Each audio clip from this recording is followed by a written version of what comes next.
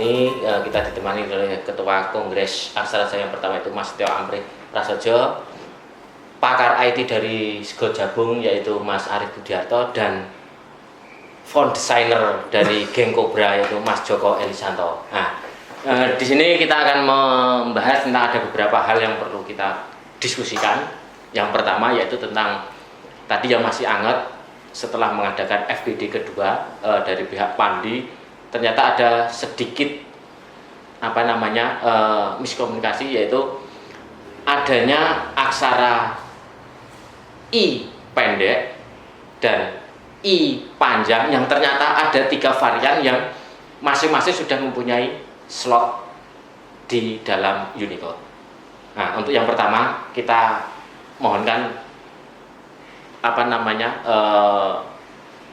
penjelasannya atau definisinya dari Mas Setyo Amrih Prasojo. Monggo Mas Setyo. Ya, terima kasih Mas Indra. Jadi memang sebelum adanya adanya FGD kedua ini tadi, sebenarnya Pandi atau pengelola alamat domain ID Indonesia itu pernah mengadakan FGD pertama.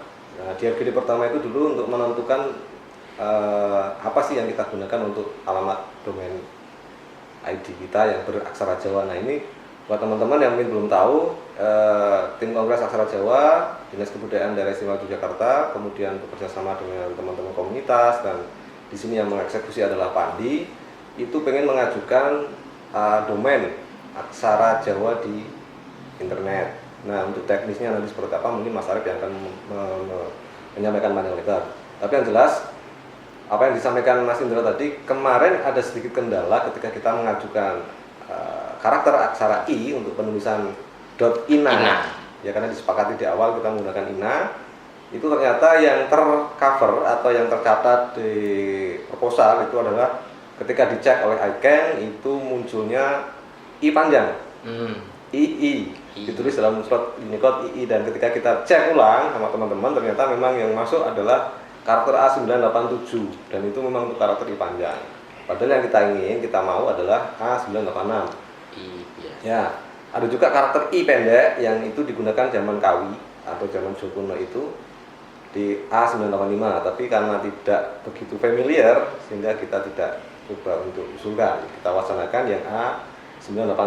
Nah, di lapangan ternyata ini Mas Indra, di lapangan itu ternyata teman-teman kita pengguna aksara Jawa itu kadang suka menganggap remeh penulisan karakter I pendek tadi, sehingga ketika awal kita FGD pertama begitu muncul karakter itu kita anggap sudah itu sudah familiar. Ternyata ketika dicek di karakter Unicode yang muncul I panjang.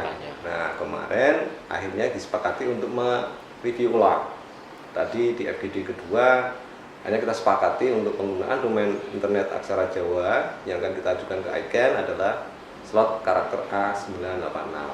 Mungkin itu bisa ditambahin Mas Arif dan Mas Bro. Mungkin ke Mas Arif dulu. Mas Arif, bagaimana Anda mensikapi ini tadi yang setelah diperbicarakan masalah I panjang dan slot Unicode yang ada? Monggo Mas Arif. Ya, di Unicode kan ada 3 I ya. Betul. I pendek untuk Kawi. Betul. I pendek dan I panjang. Ya. Nah, ini dipisah karena ya komputer itu dalam satu alamat hanya bisa mengenali satu karakter. Jadi satu karakter ada pada satu alamat. Meskipun nanti penulisannya mirip, tapi komputer itu mengenali beda jauh. A986, A987.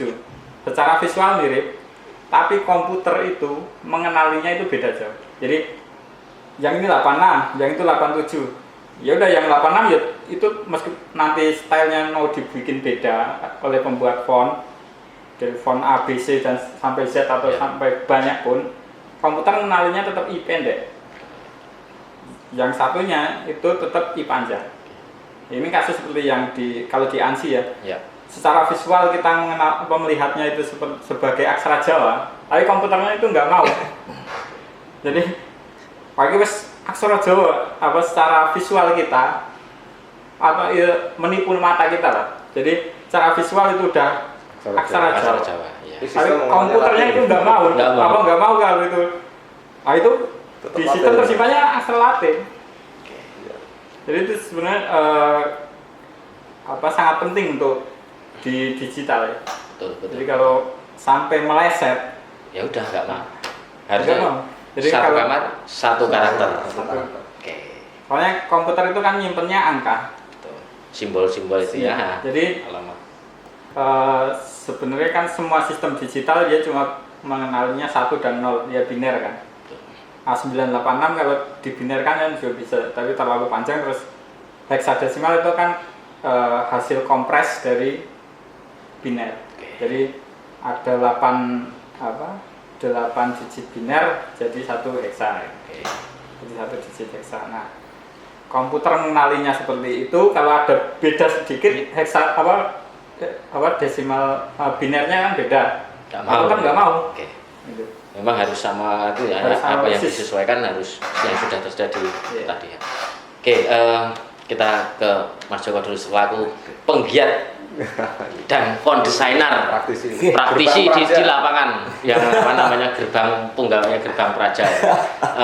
Bagaimana Anda Mas Joko mensikapi ini tadi dari hasil FGD yang diinisiasi oleh Pandi ini tadi? Terima kasih Mas Sinar. Mas Sinar ini mewakili MGMB. Oke. Ya, MGMB itu Jawa. Bahasa SMA, Jawa. SMK. SMK, SMA. Saya berangkat dari ya seneng aja seneng di aksara Jawa dan prihatin kemudian kita melewati gerbang praja gerakan bangga penggunaan aksara Jawa dan kita mulai dari dinas sosial karena memang harus lewat masyarakat, artinya penggunanya yang Iya. kan. Kemudian akhirnya 2 tahun dan kemudian kongres ini muncul.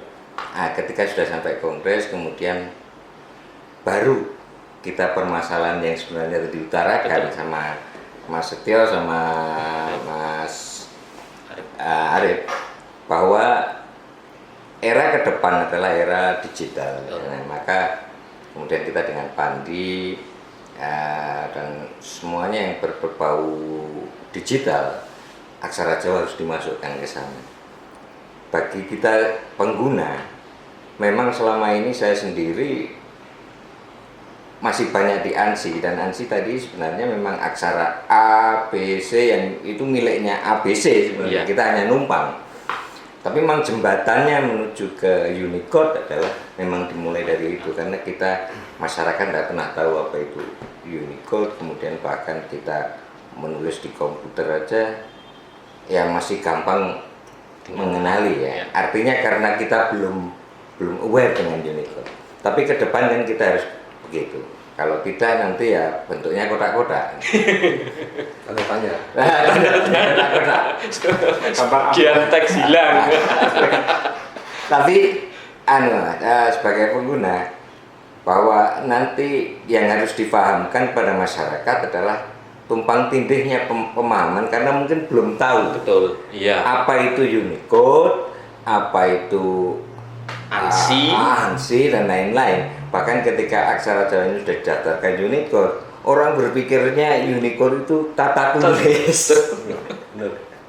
Tata tulis. Jadi nanti ini KBC begini, oh ini surat hari, ini dikali. Ini Unicode. Ini Unicode loh. Oh, bahwa Unicode itu hanya daftaran ABCD-nya. Iya. Artinya kemudian tata tulisnya sama dengan yang harus dipahamkan masyarakat adalah sama dengan kita belajar ABCD di Latin, kemudian Anda boleh pakai EYD, Anda boleh pakai Van Oppoysen, Anda boleh pakai ejaan Suwandi. Terima kasih. Ini tadi sedikit menanggapi dari bagaimana aksara Jawa di dunia digital dan bagaimana aksara Jawa di masyarakat dalam konteks penggunaannya. Mungkin untuk episode kali ini kita cukupkan sekian. Masih ada banyak sekali yang kita ingin bedah masalah tentang keaksara Jawaan. Tunggu di episode yang kedua. Selamat siang.